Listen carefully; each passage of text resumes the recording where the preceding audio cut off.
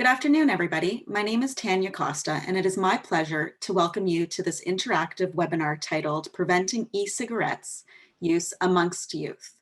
This is part 2 of a 3-part webinar series called Landscape and Emerging Issues with E-Cigarettes. A few housekeeping notes before we begin today's presentation. In the chat box, participants can type in a question or comment during the presentation. We will reserve some time at the end for a Q&A period. Today's webinar will be recorded and archived for future viewing. The link will be sent out along with today's evaluation survey. And the full bio for our speakers, a resource list, and the evaluation link will be forwarded post-webinar. Now let me introduce Elena Hashmina-Jad. Elena is an acting manager on the Substance Use Prevention and Harm Reduction Program at York Region Public Health.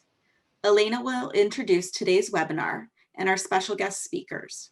Elena, I'll turn it over to you to do the land acknowledgements. Thank you. We recognize that our work and the work of our members takes place on traditional Indigenous territories across Ontario. We also wish to acknowledge that the office of the RNAO is located on the traditional Indigenous territory of the Huron-Wendat, Haudenosaunee, and most recently the territory of Mississaugas of the Credit. We also recognize that the participants on today's webinar are located in other traditional lands across Ontario. Today, this meeting place is still the home to many First Nations, Inuits, and Métis people from across Turtle Island, and we are grateful to have the opportunity to work on this territory. By personally making a land acknowledgement, you are taking part of an act of reconciliation, honoring the land and Indigenous heritage, which dates back over 10,000 years. Hello, everyone. My name is Elena, and on behalf of your hosts, RNAO, Community Health Nurses Initiatives Group, and Community Health Nurses of Canada, I want to welcome you to today's webinar. This webinar is one of many resources made available by the Ontario Ministry of Health and Long-Term Care. It's my pleasure to introduce our special guest speakers for today's webinars, whose full bios will be shared after today's webinar. First, Cindy Baker-Burrell is the manager of the Smoke-Free program, which includes the Central East Tobacco Control Area Network at the Simcoe-Muskoka District Health Unit. She has worked in public health in a variety of roles, but has been working in smoke-free programming since 2005. Much of this work has focused on engaging youth in smoking prevention messaging and now e-cigarette prevention. Cindy is currently the governance representative on the Community Health Nurses Initiatives Group by RNAO.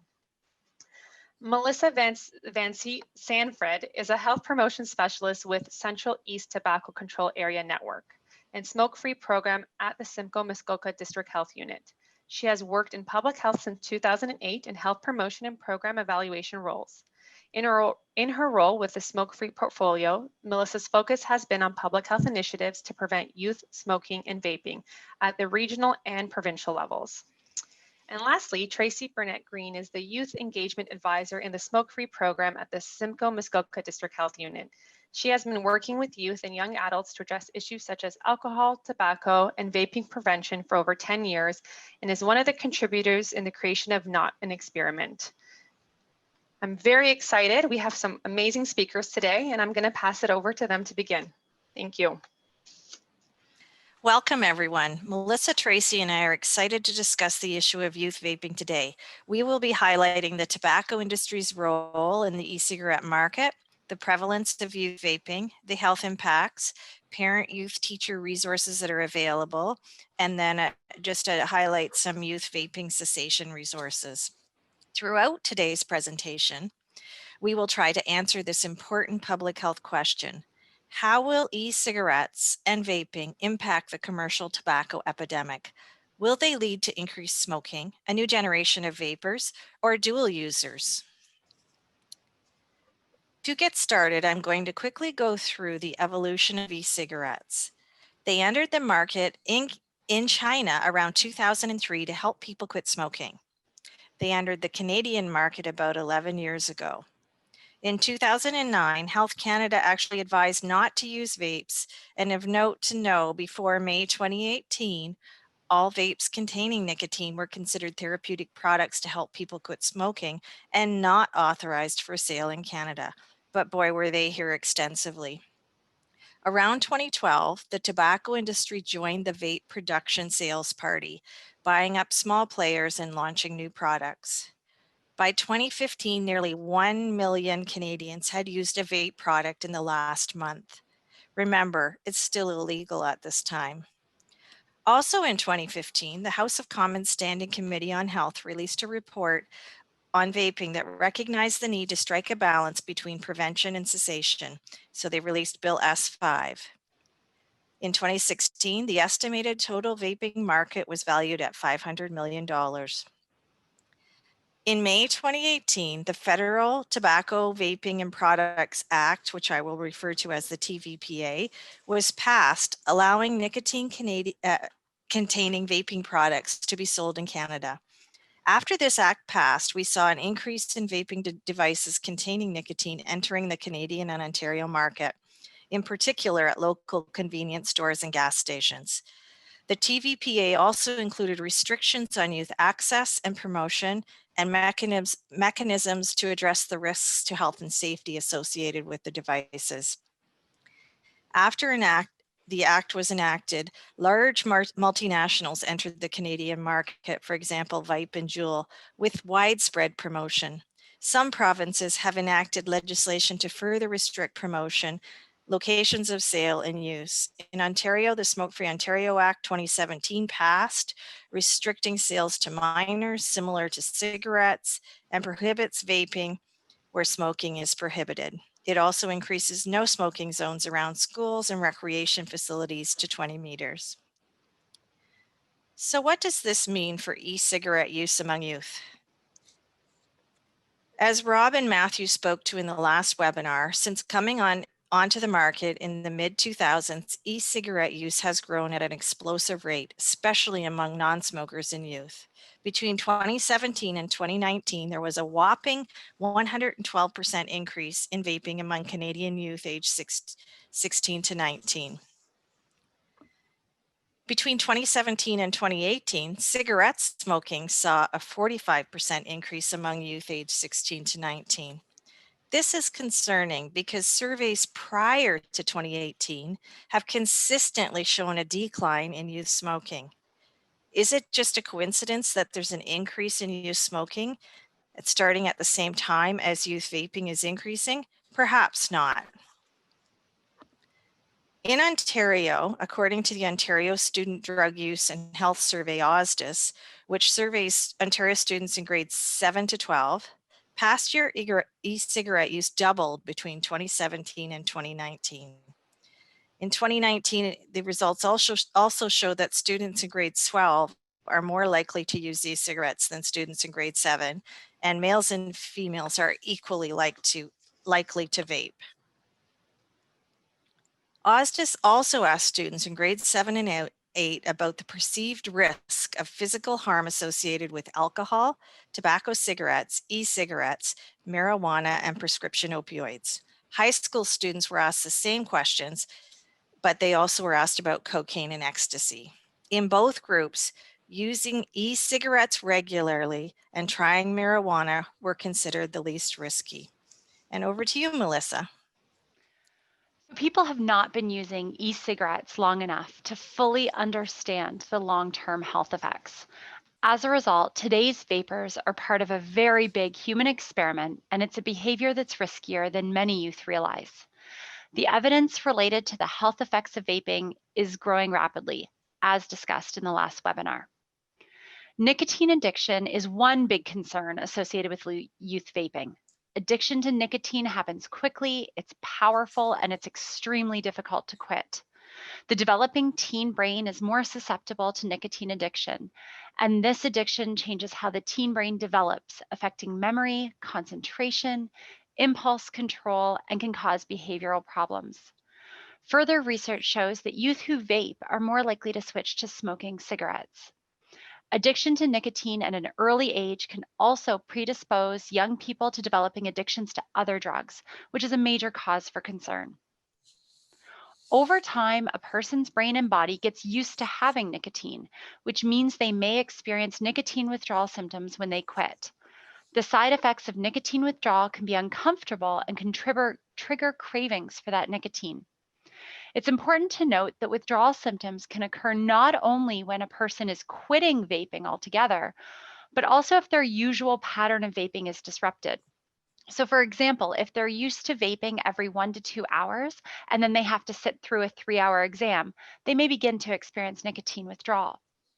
Common withdrawal symptoms include having intense cravings for the nicotine in their e-cigarettes, feeling irritable, restless or jittery, having headaches, sweating, feeling sad or down or anxious, tired or groggy, having trouble thinking clearly or concentrating, or having trouble sleeping, or feeling hungry. Nicotine poisoning has also emerged as an issue associated with youth vaping. E-liquid can contain very high levels of nicotine, and the design of vape devices allows vaping to be done quickly, intermittently, and is easy to hide.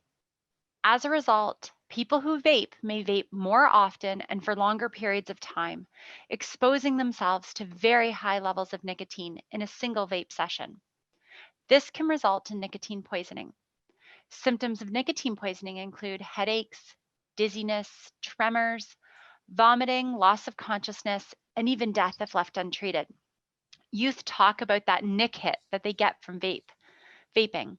Schools have even reported some students losing consciousness. The bottom line, based on what we know about the health effects of vaping so far, if you don't smoke, don't vape.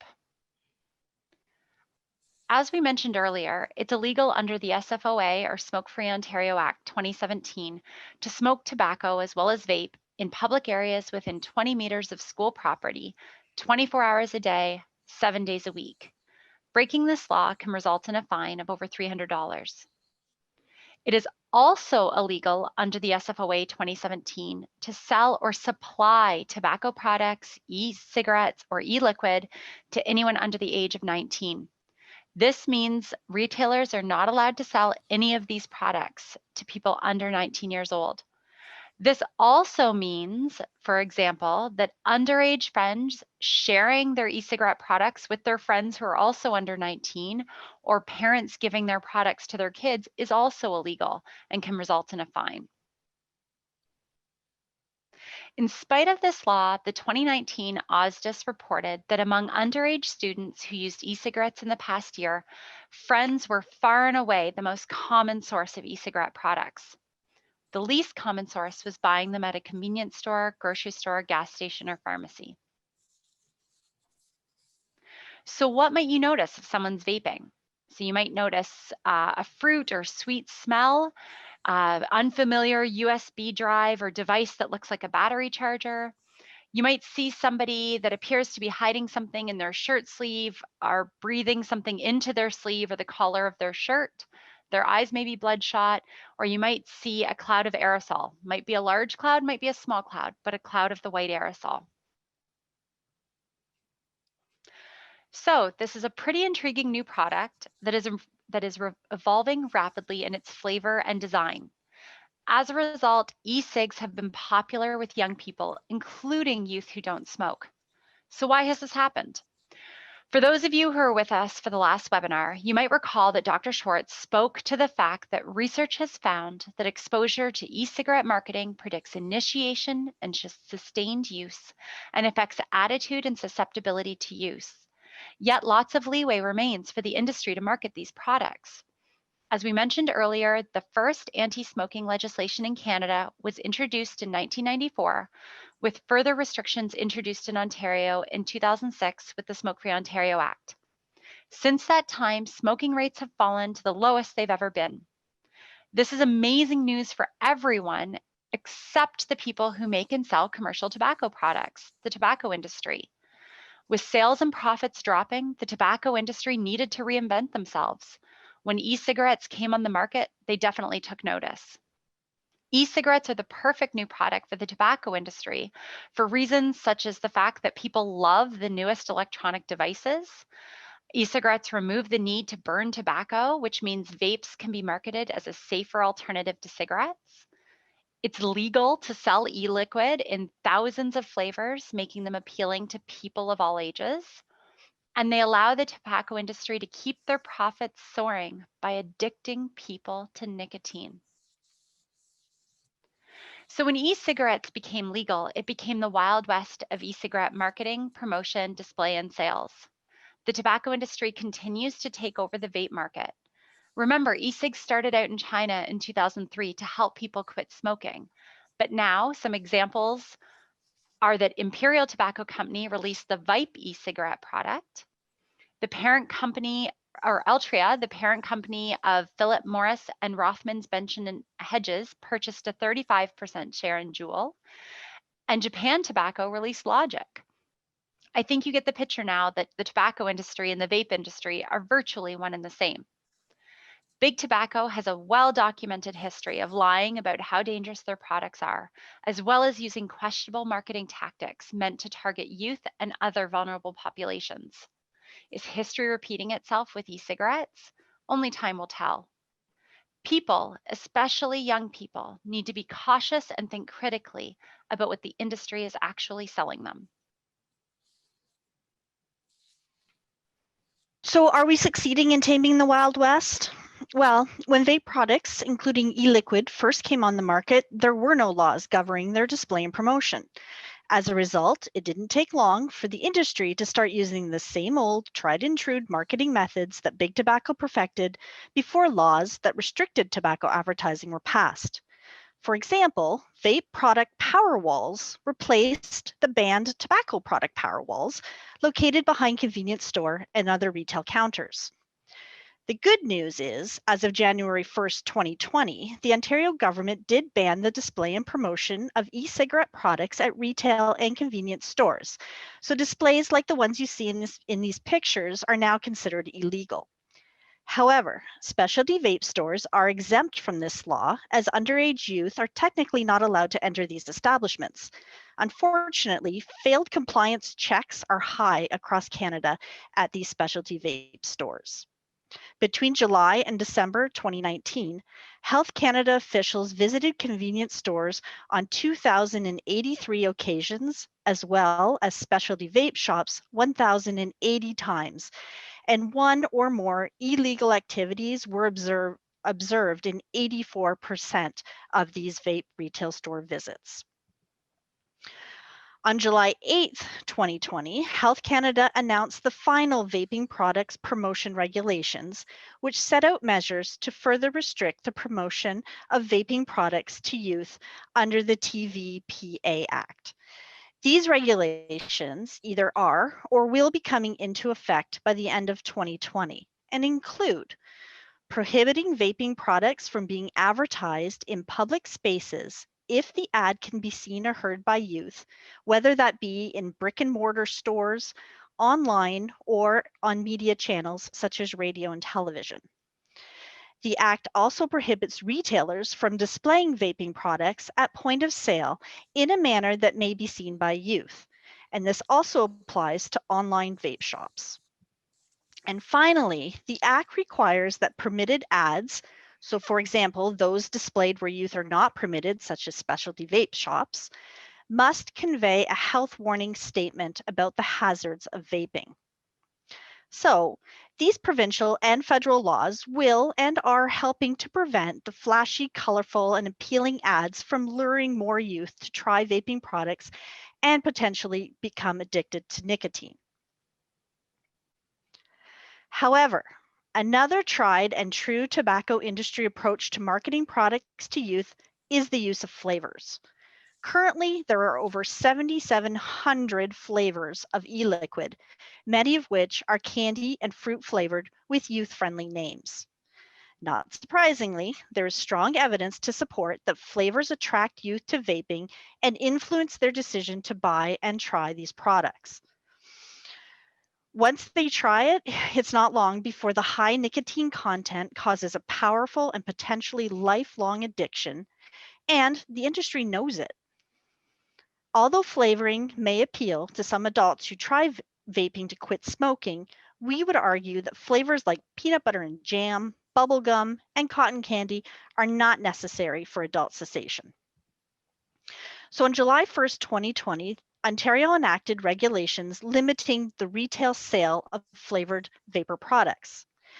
So non-specialty retail stores, such as gas station and convenience stores, are only permitted to sell unflavored vapor products as well as menthol, mint, and tobacco flavors.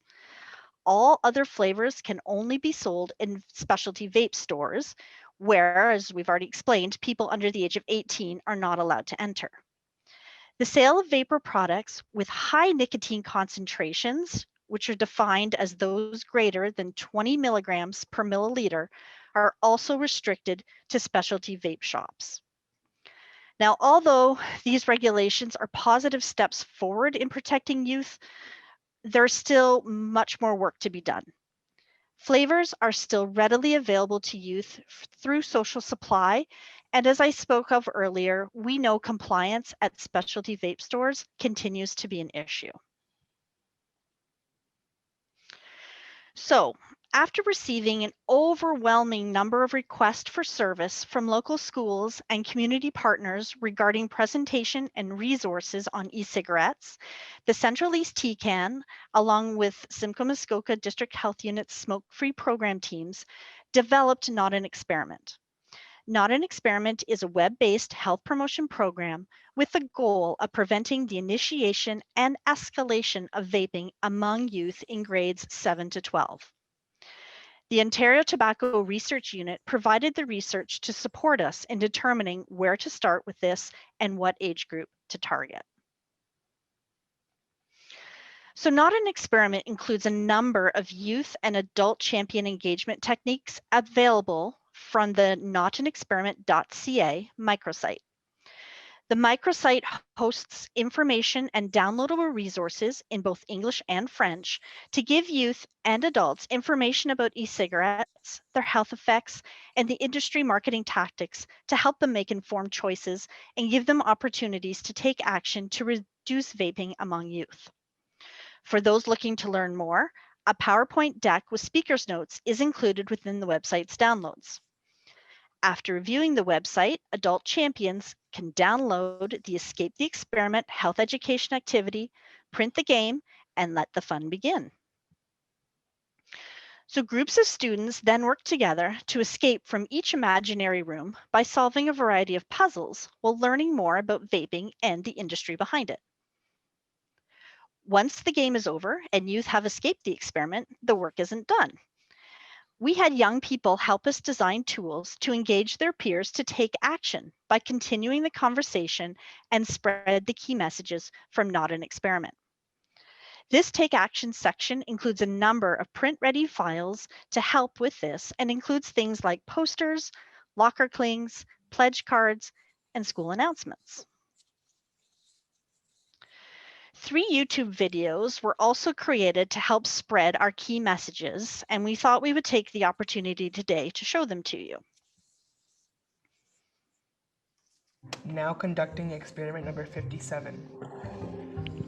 What's your favorite kind of tape? Well, I normally use the leopard print or the hot pink. I started using the leopard print because that's what all my friends are using. But I'm thinking I might switch it up and try zebra or polka dot. Have you ever used this one before? Ew, no, that's so boring. Why would I tape if I had to use that?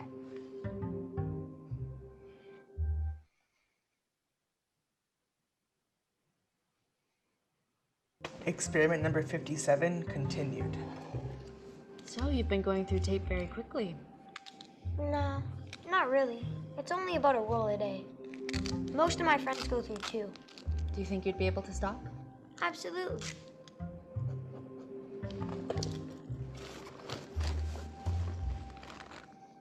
You guys won't happen to have any, would you?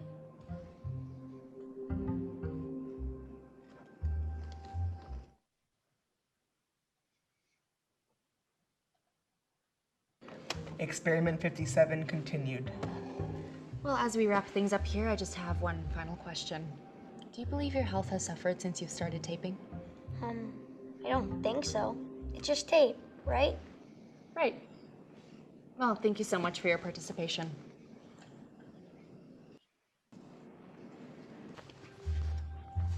Experiment 58.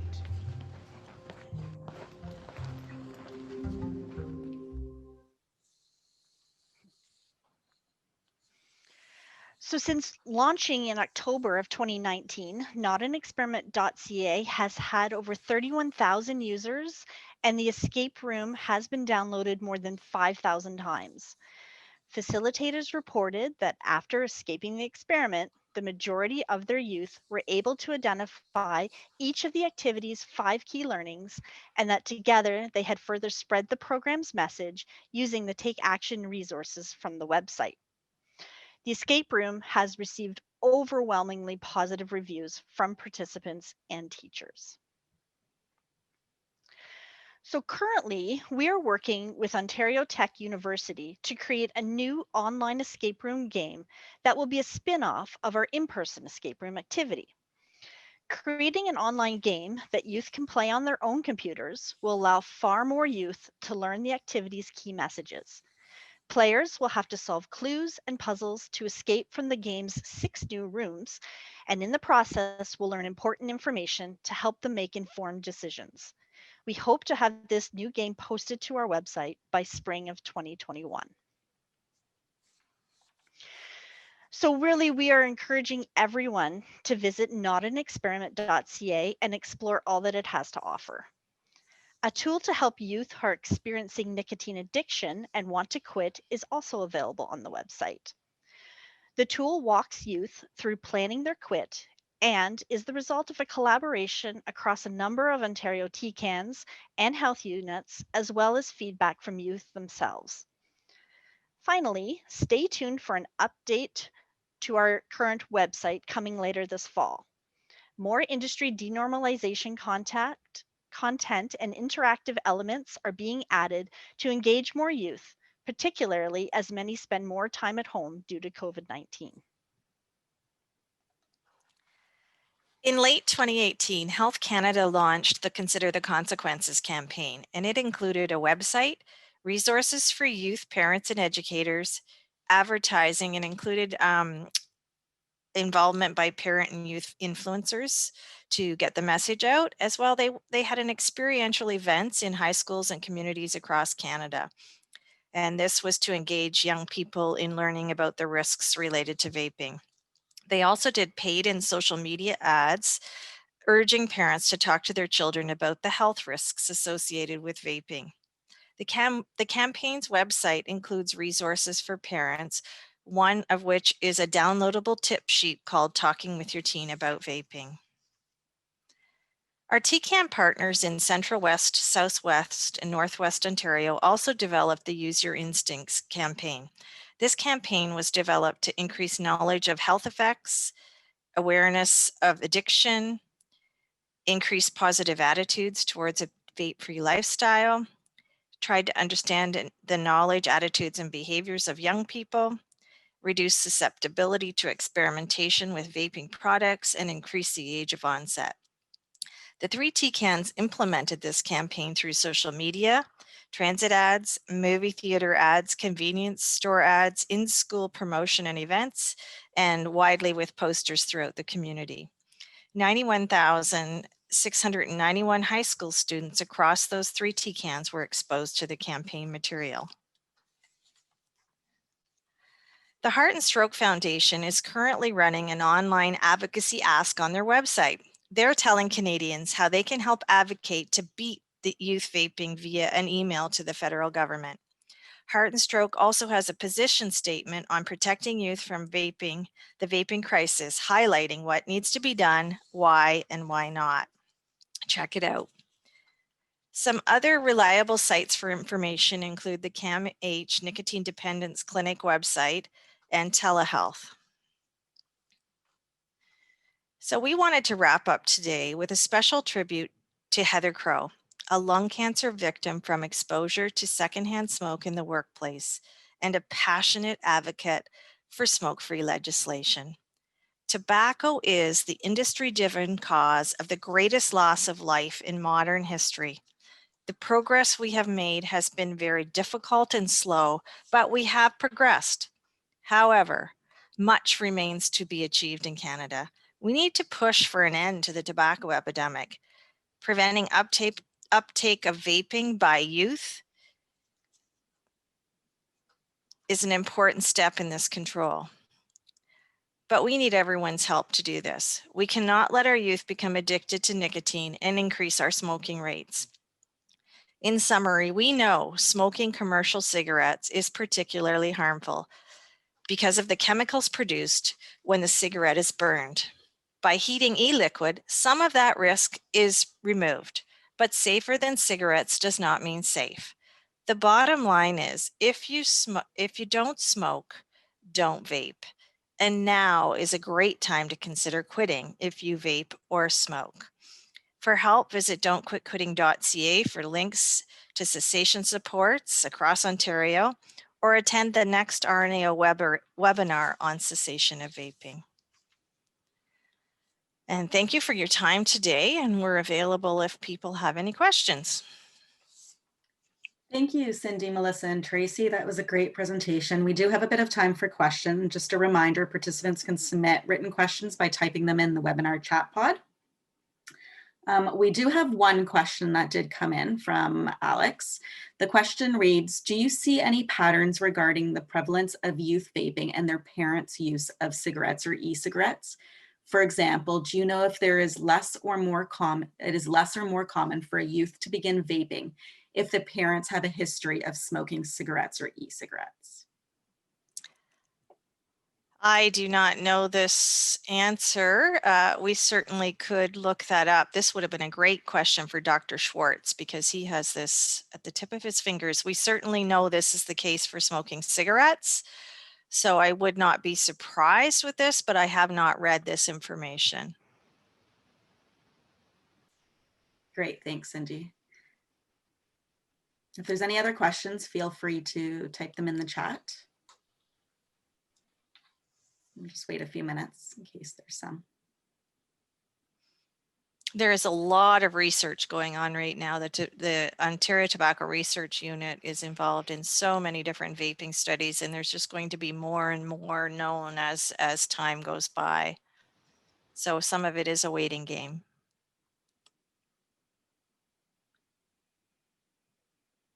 Great, and I can include some of those links that were used throughout your presentation in the resource sheet for attendees to have as well. Some great information out there.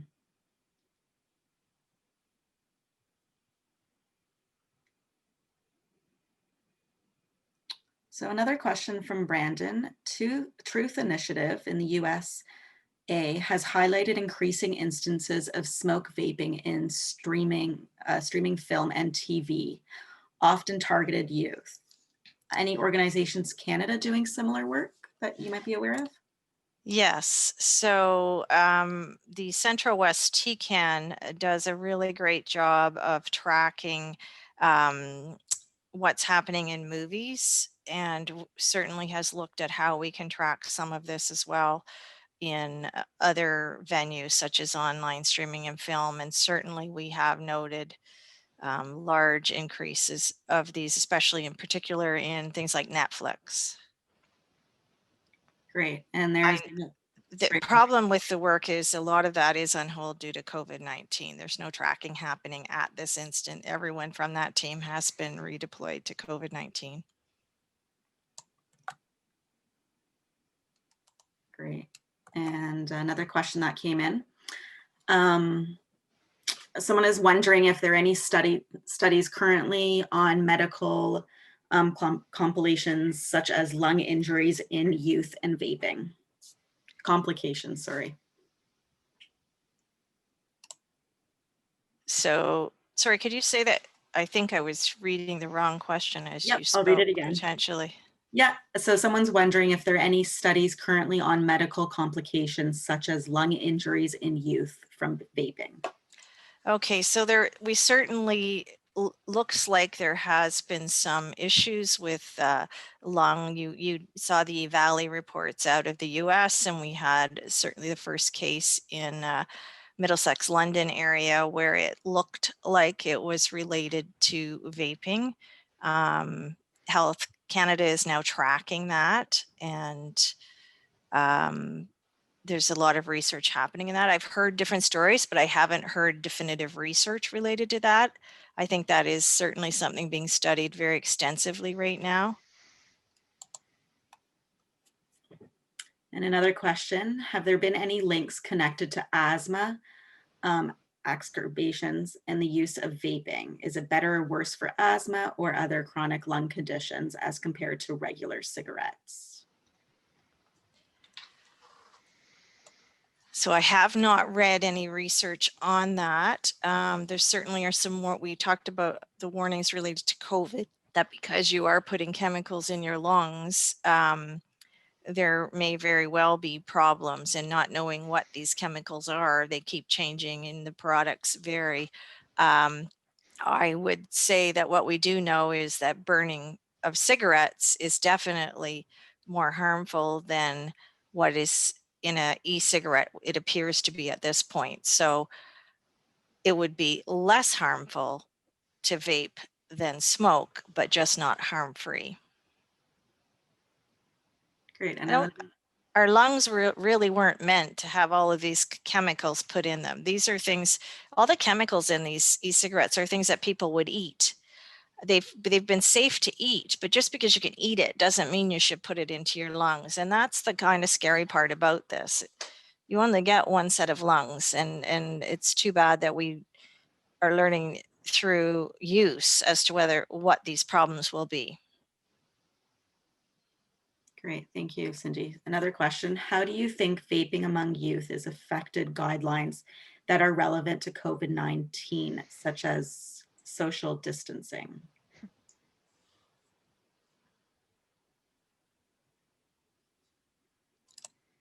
How do you think vaping among youth has affected guidelines that are relative to COVID-19? I'm not sure I understand the question. So we know that if you share, we know young people share. We know that the most often they get their vape from sharing with another young person, or just by being given the product. So the problem with that is you're not going to be social distancing if you're vaping together and sharing your vape. So your risk of transmission would appear to be higher if you're sharing vapes. I'm not sure if that's what you were getting at with that question or not. Well, that question came from Sarah. Sarah, if we didn't cover that correctly, feel free to just write it in the, or sorry, it came from Sky. Just write it in the chat box. And then I've got another question by someone who has been contacted by a mother of a 12-year-old whose son is addicted to nicotine via vaping. And they're just wondering what resources are available to provide the mother in addressing this. So I would suggest the mother go to the Health Canada website and look at the tips for talking to their teen about vaping. And then the other resource would be on notanexperiment.ca. There's a tab at the top saying help to quit, and the young person can go through and work through the different things to help them think about what it is that, when are they doing it, why are they doing it, who could help them quit, looking for strategies. And then once they've filled out this, they can actually download their own quit plan.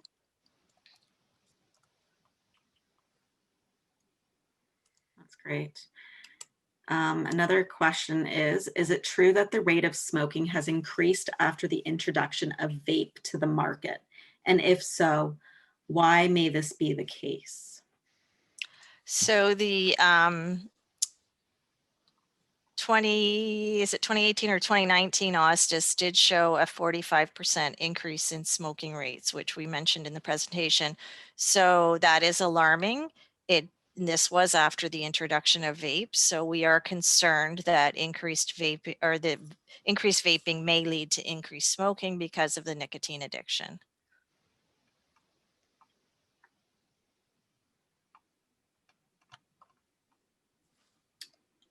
Great.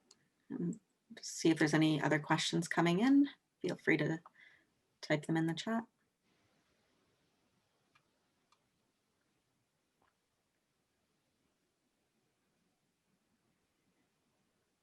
There was one about a California True North health facility that talked about plant-based nutrition, how quickly nicotine addiction can be quelled by water fasting. I've never heard of this. I'm sorry. Cannot shed any light on that. Thanks, Cindy.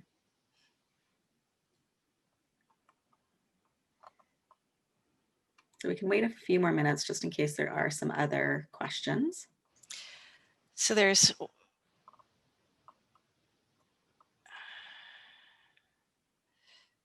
someone's asking about virtual strategies successful so far. I don't think we talked about that, did we?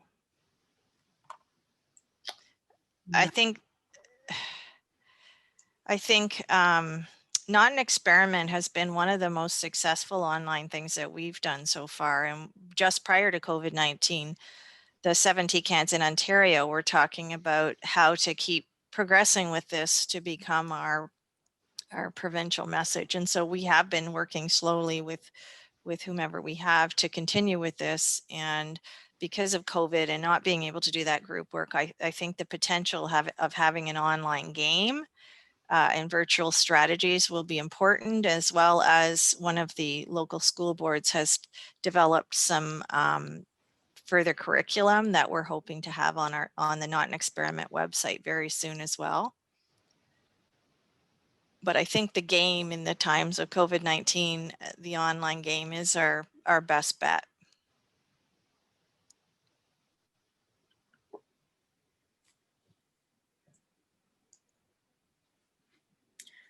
There is 2 questions that I see. Can you describe the interventions more, like the escape room and that website?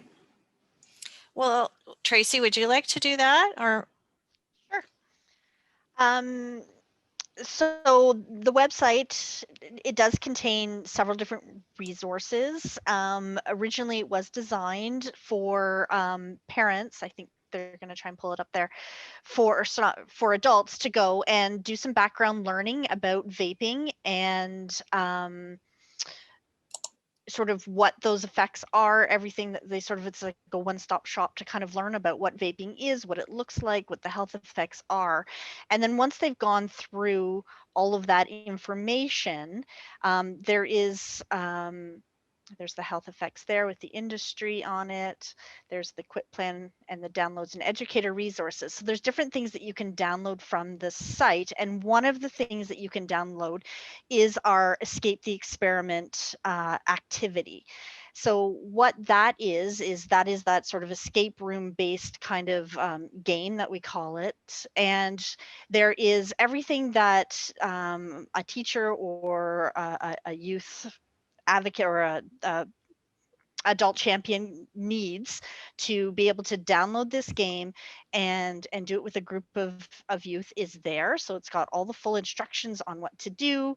I don't know if it's possible to sort of to click on that now, Melissa, and download it. It might not work. Unfortunately, yeah, usually, yeah. Yeah, it takes too long. But anyway, so the game there, it comes with all of the instructions.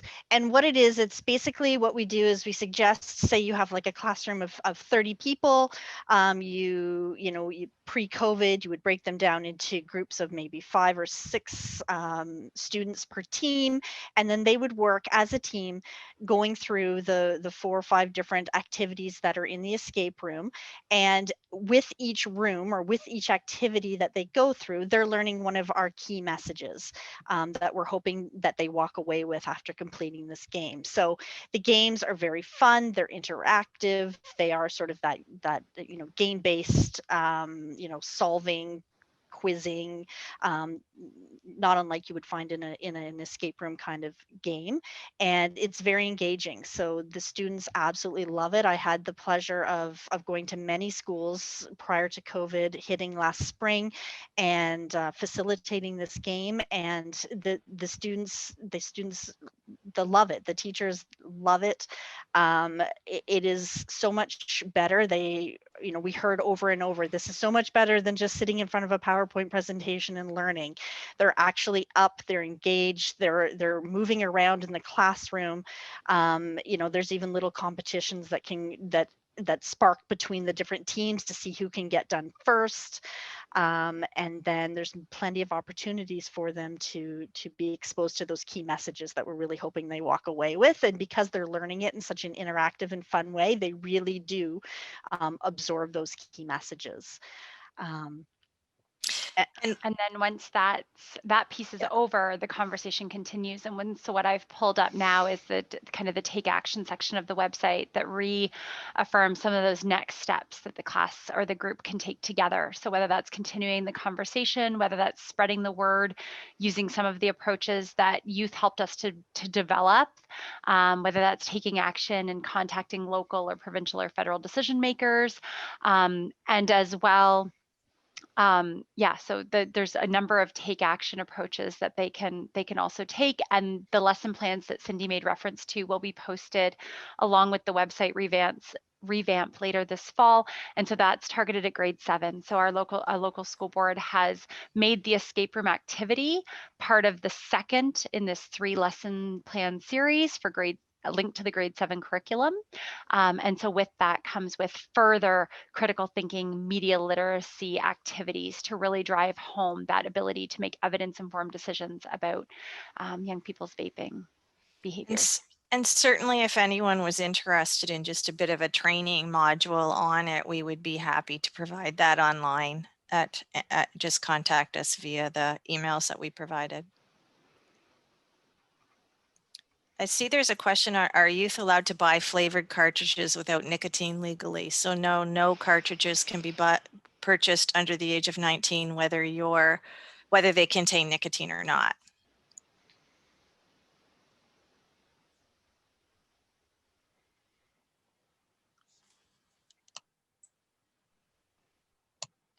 There was also another question. Do you treat youth looking to quit vaping?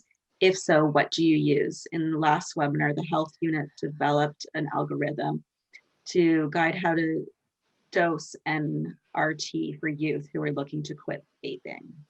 So at our health unit, we do have a team of public health. Well, it's a very small team right now during COVID.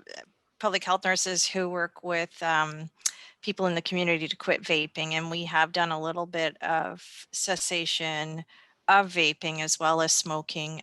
We've done some group sessions within high schools to talk to young people. It really, they don't all think they're addicted to vaping. So it's really an individual thing. We have not to date given NRT to youth who are looking to quit vaping. That doesn't mean that we wouldn't.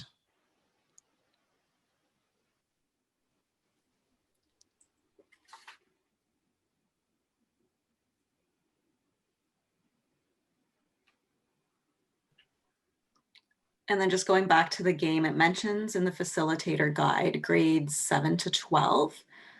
Do you find the game did you find that the game well reviewed for older youth, grade 11 and 12?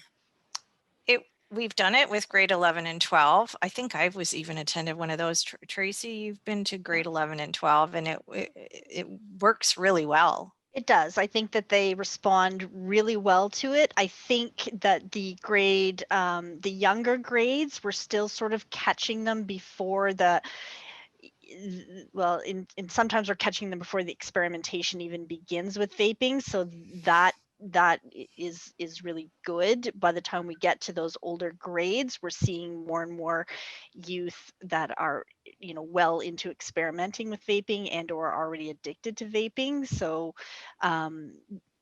there's that added piece to it, but definitely grade 7 to 12 is I've never had a negative experience with any of the schools that we've worked in, regardless of the grade level. And that's where the development of the Plan Your Quit is a very nice complement, because we definitely sometimes do find in those older grades that does enter into the conversation. Like I wanting to have that sort of dialogue. And so that's in part why that resource has been developed and added as a supplement to just support those adult champions, teachers, whoever it might be, in having a tangible resource to help direct those young people to.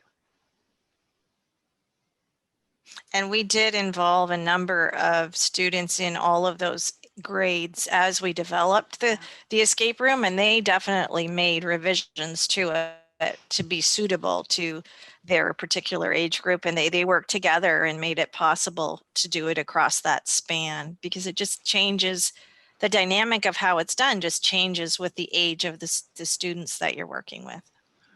There is one comment there about who did develop it, whether it was internal or contracted out, and it was our team that developed it.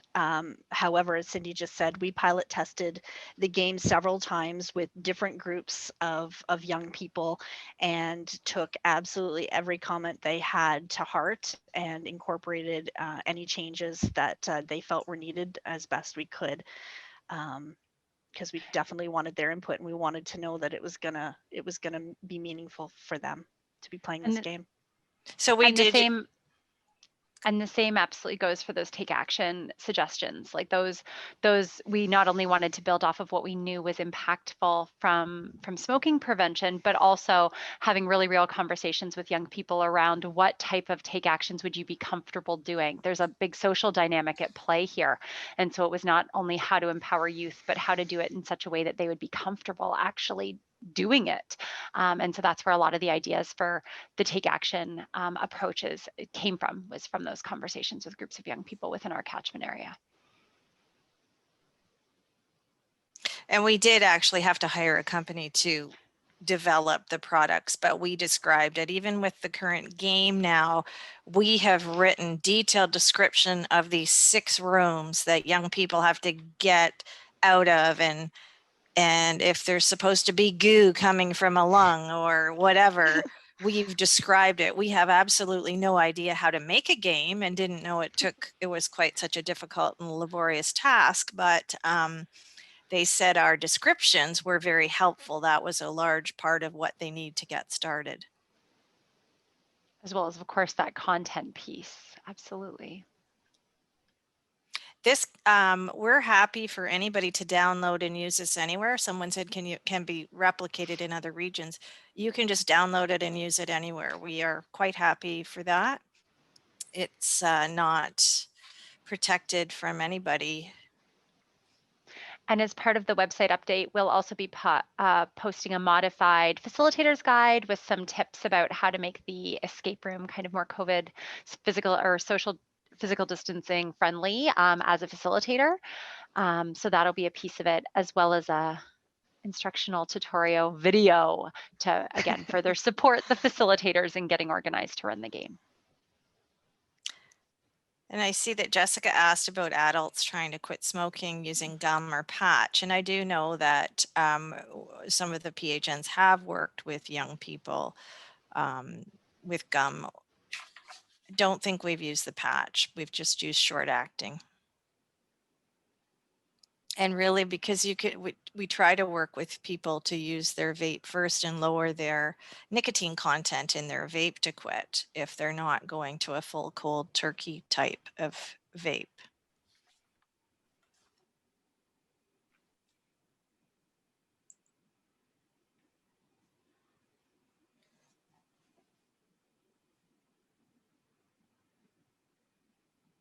So someone was also asking about the transition to university as another meaningful time to work on the prevention of vaping. So that's where we spent time with the Ontario Tobacco Research Unit before we even started to look at what is the most appropriate time. And I wish I remembered every number, but I did know the statistic about from grade 12 to university, but the majority of young people that were going to start would have started by grade 12. So that's why we were trying to do it in that age group. And then if we were going to target that next group, university students, it would likely need to be a different activity that would have been too broad for what we've currently done. Would an escape room work? Maybe, but to reach the majority of who we were targeting, this was the age group recommended to us.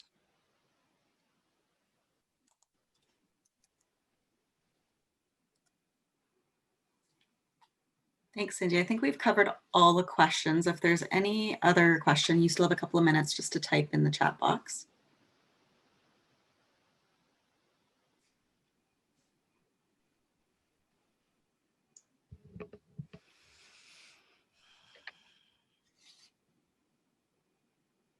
From notanexperiment.ca, go to downloads and you can download it all there. We've actually made laminated colored sets that we take out versus a print black and white copy, but the black and white print copies that you can take work really well as well. We just decided we wanted to have reusable items.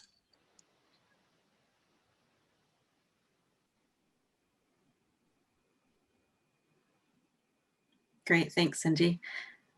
So I just want to take this time to thank all the participants in today's webinar, and thank you again for our fantastic presentation and guest speakers. Within the next day or so, you will receive an email with the link to the evaluation for today's webinar. Please fill it out.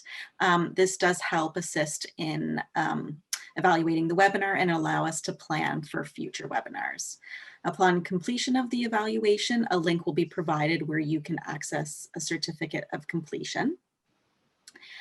We hope that you enjoyed today's webinar, and for more information about the program and events, please visit RNAO. And if you are interested in the third part of this webinar series called Understanding E-Cigarette Use Amongst Adults, please register, and I've just posted the link on the main chat box. So again, thank you very much, and the webinar will be archived for future viewing.